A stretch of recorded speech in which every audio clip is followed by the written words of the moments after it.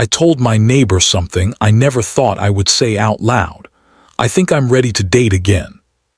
The words sounded wrong the moment they left my mouth, like I had just broken a promise no one else could hear. Elena Morales didn't respond right away. She just stood there on her porch looking at me in that quiet, steady way she had. The porch light behind her cast a soft glow around her shoulders, but her eyes stayed focused on mine. I swallowed hard. And the worst part, I added, my voice low, it feels like I'm betraying my wife. Even saying that made my chest tighten. For 3 years I had built my life around one rule: survive the day, be strong for my son, don't look too far ahead. But suddenly here I was, standing across the street from the only person I trusted enough to admit the truth. Elena leaned against the porch railing slowly. "Daniel," she said gently, "come sit for a minute." I stepped onto her porch like a man walking into a confession booth. Inside her kitchen, everything smelled like cinnamon tea, the kind of smell that made a house feel warm even before you spoke. She poured 2 mugs and placed one in front of me. I wrapped my hands around it but didn't drink. "I don't even know why I came here," I admitted. I don't know how to do this."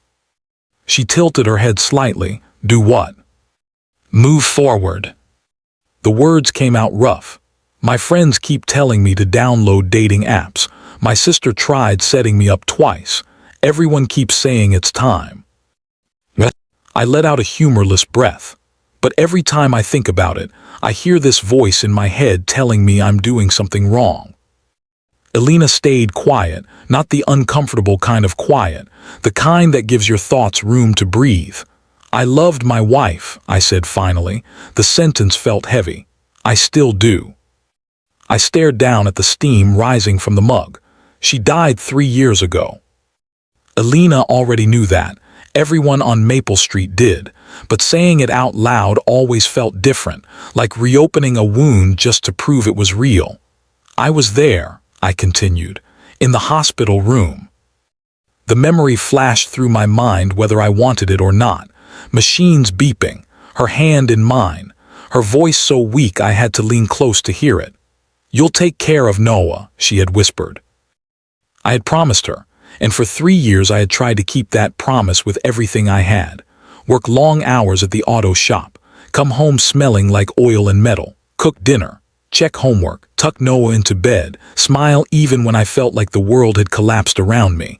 Being a father wasn't the hard part. The hard part was the silence after Noah fell asleep. The house on Maple Street used to be loud, music while dinner cooked, laughter from the kitchen. Arguments about which movie to watch. Now it was quiet, so quiet some nights I could hear my own heartbeat echoing in the hallway. Elena finally spoke. "How old is Noah now?" 7. Her lips curved into a small smile. "That's the age where they start asking the big questions." I nodded slowly. "He made a card last week." "For school?" "For Mother's Day." My throat tightened. The teacher told the class to make cards for someone special. I pulled my wallet from my pocket. Inside it, folded carefully between 2 old receipts, was the card. It was crooked, covered in glitter, the letters uneven and shaky. I handed it to her. Elena opened it slowly. Inside, Noah had written one sentence: "Thank you for trying to be both." She read it twice. Then she closed the card carefully and handed it back. Neither of us spoke for a moment.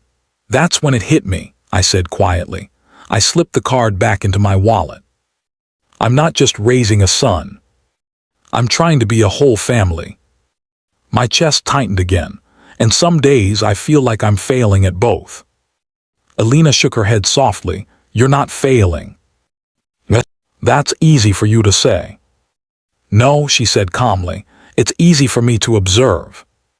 She folded her hands on the table. "I see you every morning walking Noah to the bus." I looked up. "You notice that?" "Of course." Her voice stayed gentle.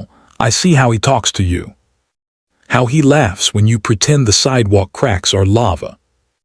I blinked. I thought nobody noticed that. "I notice things," she said simply. Then she leaned forward slightly. "And I noticed something else." "What?" "You look exhausted." I laughed quietly. That obvious? To someone who works in a hospital, she said, very. That made sense. Alina was a nurse. She spent her days around people fighting for their lives. Maybe that was why she always seemed so calm. Like she understood pain in a way most people didn't. I rubbed the back of my neck. So tell me something, I said. Am I crazy for even thinking about dating again? She didn't answer right away. Instead, she studied me carefully, not judging, just thinking. Finally, she asked one simple question. Why do you want to date? The answer came automatically, because I'm lonely. She shook her head. That's not what I asked. I frowned. It's not. No. Her voice stayed steady. I asked why you want to date. I stared at her. Then she said something that felt like a lightning strike. Daniel, are you trying to date because you're lonely? She paused, or because you believe you still deserve love. The words hung in the air between us, heavy, unavoidable. And suddenly I realized something terrifying. In 3 years. I had never even considered the second possibility. The question Alina asked me didn't leave when I walked back across the street that night. It followed me, into my living room, into the quiet hallway, into the moment I stood in Noah's doorway watching him sleep with that old stuffed dinosaur tucked under his arm. Do you believe you still deserve love? I sat on the edge of the couch for a long time after Noah fell asleep. The house felt heavier than usual, not sad. Just full of thoughts I had spent 3 years avoiding. I kept turning Alina's words over in my mind. Loneliness was easy to understand. Lonely